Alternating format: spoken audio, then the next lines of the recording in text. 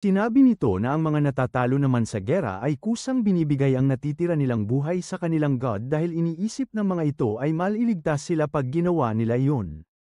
Kahit saang parte daw ng kanilang mga buhay ay nagkakaroon ng pagkakataon na binibigay ng mga tao ang kanilang buhay para sa iba't ibang rason.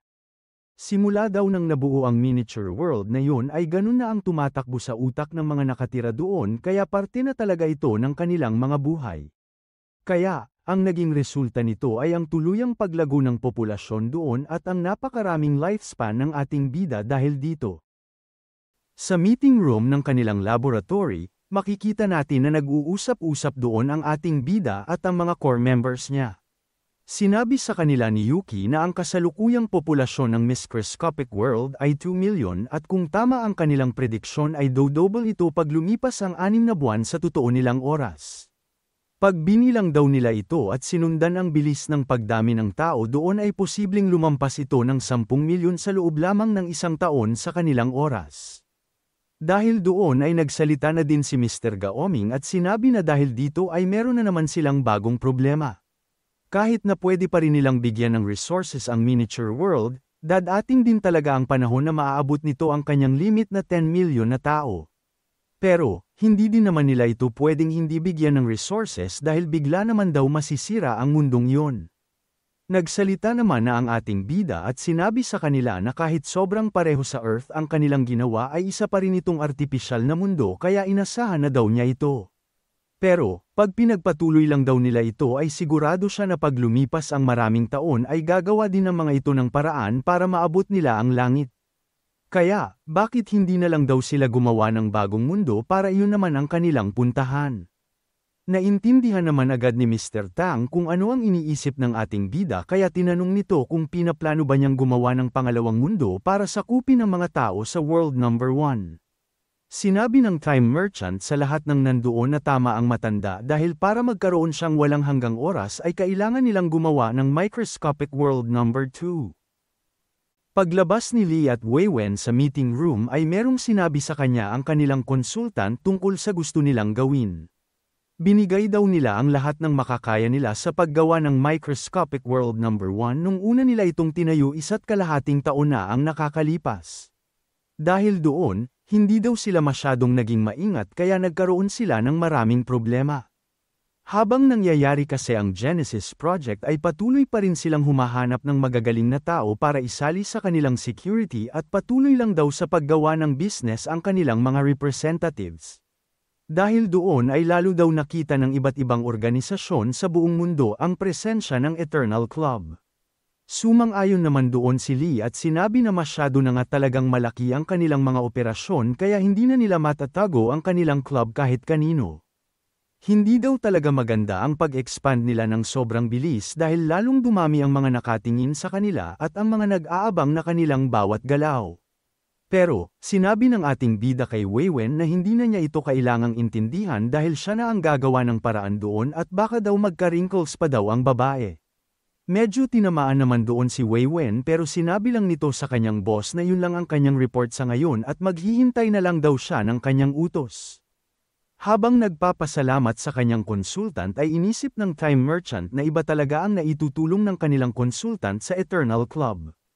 Inisip naman nito bigla ang laboratory nilang yun dahil kahit na nakatago ito at binabantayan ng mga tao ni Xiao ay kailangan pa rin niyang mag-ingat sa mga pwedeng mangyari. Kaya, naglakad na ito papunta sa opisina niya sa lugar na yun at makikita nating nag-aabang na sa kanya doon si Feng Hao. Pagkasara nito ng kanyang pinto ay tinanong agad ng ating bida kung ano ang sitwasyon. Sinabi naman agad sa kanya ni Feng na ayon sa report ng secret team, padami na ng padami ang mga agents na galing sa iba't ibang organisasyon na nakikita sa city kung nasaan sila. Nakita nila na maliban sa mga malalaking bansa ay meron ding mga tao doon na galing sa mga malilit na organisasyon.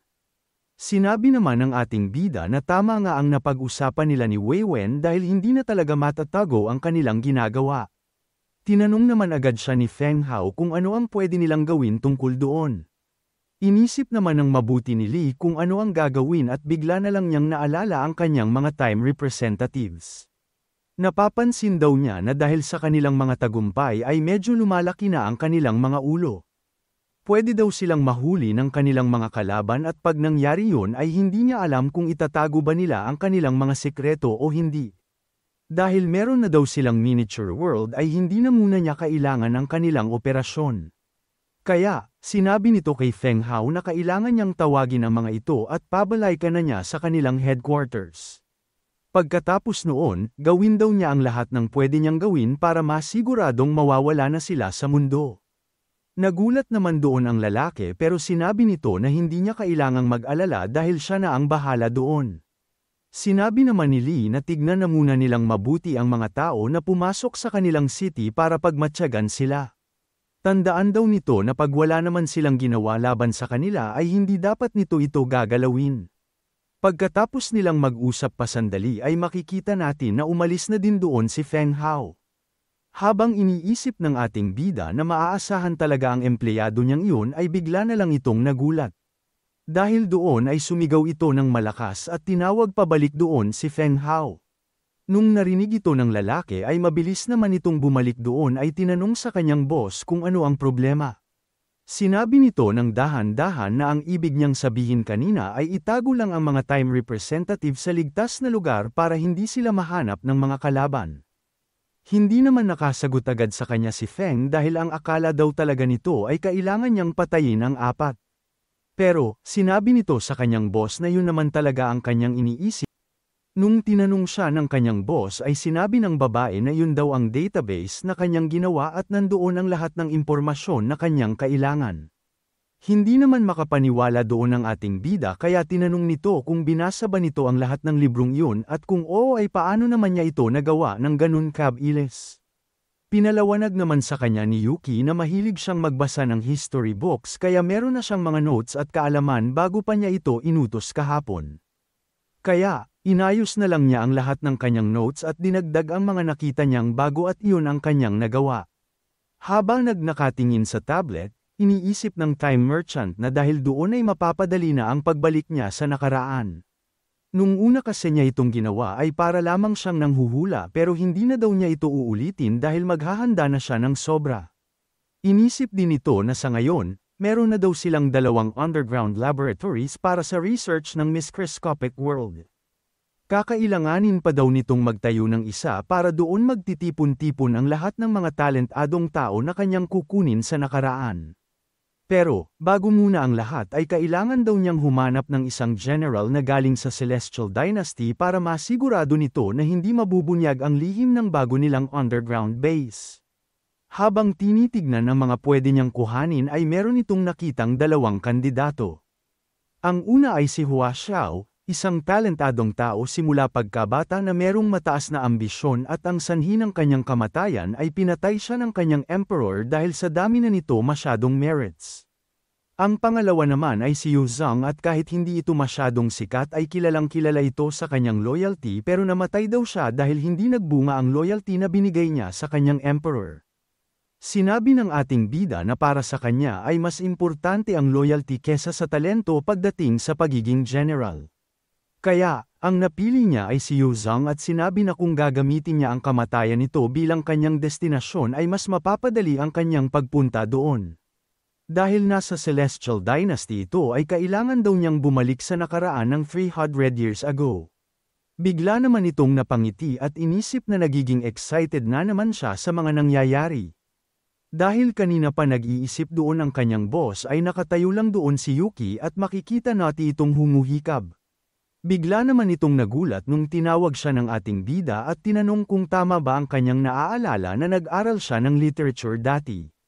Nung sinabi naman sa kanya ng babae na tama siya ay tinanong ulit nito si Yuki kung kamusta naman ang kanyang foreign language skills. Ayon sa kanyang secretary ay madami siyang pinag-aralan dati na mga lengguwahe pero hindi siya masyadong magaling magsalita pero marunong daw siyang magsulat at bumasa ng walang problema. Sinabi naman sa kanya ni Lee na pwede na yun kaya itigil na daw muna niya ang lahat ng kanyang ginagawa at maghanda. Dahil hindi alam ng babae kung para saan ay tinanong nito ang kanyang boss at sinabi lang sa kanya ng time merchant na sasama daw ito sa kanya sa isang business trip. Pagdating ng gabi ay makikita natin na lumipat na ang ating storya sa isang sikat na kainan sa isang city. Pinakita na din doon na naglalakad-lakad ang ating bida kasama sila Feng Hao at ang kanyang secretary na si Yuki. Sinabi naman agad sa kanya ni Feng na ayon sa research ni Robert ay doon matatagpuan sa lugar na iyon ang dating barracks ng Doshu Army kaya malapit lang daw sa lugar na iyon ang palasyo ni Yuzong. Sinabi naman sa kanya ni Lee na kailangan nilang maging accurate pagdating sa time travel kaya tinanong nito kung sigurado ba sila doon. Natuwa naman sa kanila ang ating bida nung sinabi nito na meron itong tiwala kay Robert kaya sigurado siya na doon nga ang kanilang hinahanap. Dahil nasa loob ng isang restaurant ang kanilang pupuntahan ay niyaya na sila sa loob ni Lee. At bago pumasok, sinabi nito na hindi naman sila masyadong nagmamadali kaya pwede na muna silang kumain habang nagpaplano. Pagkapasok nila sa loob ay umupo agad ang mga ito sa isang lamesa at makikita natin na wala pang nagsasalita sa kanila. Bigla namang nagsalita ang ating bida at sinabi na sobrang bagal daw ng serbisyo doon. Hindi naman ito pinansin ni Feng Hao at tinanong lang nito ang kanyang boss kung gaano sila katagal mawawala. Sinabi naman sa kanya ni Lee na hindi daw ganun kadaling sukatin ang oras lalo na kung babalik sila ng nakaraan. Pwede daw silang mawala ng isang buong buwan o pwede din silang makabalik bago pa dumating ang kanilang order.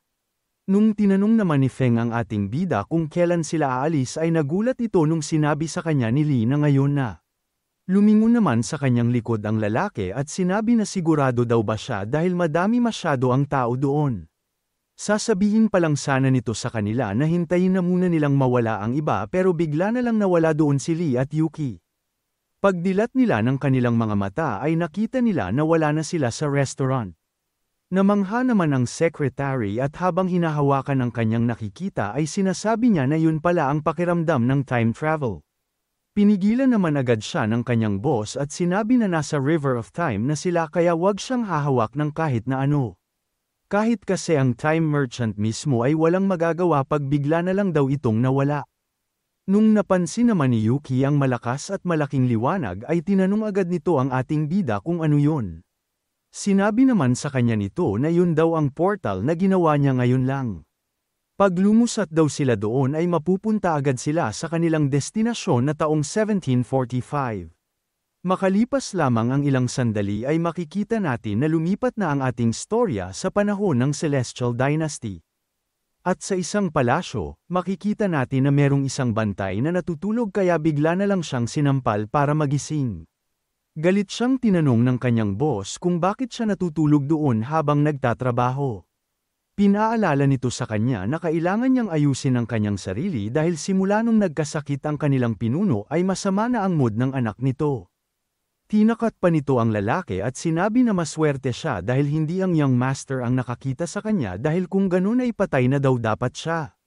Habang pinagsasabihan pa ito ng kanyang boss ay bigla na lang itong napatingin sa likod at makikita natin na bigla na lang nagbago ang kanyang ekspresyon.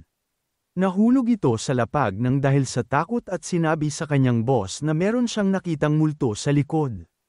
Nagalit naman doon ang matanda dahil iniiba lang daw siguro nito ang usapan pero makikita natin na nandoon na pala sila Yuki.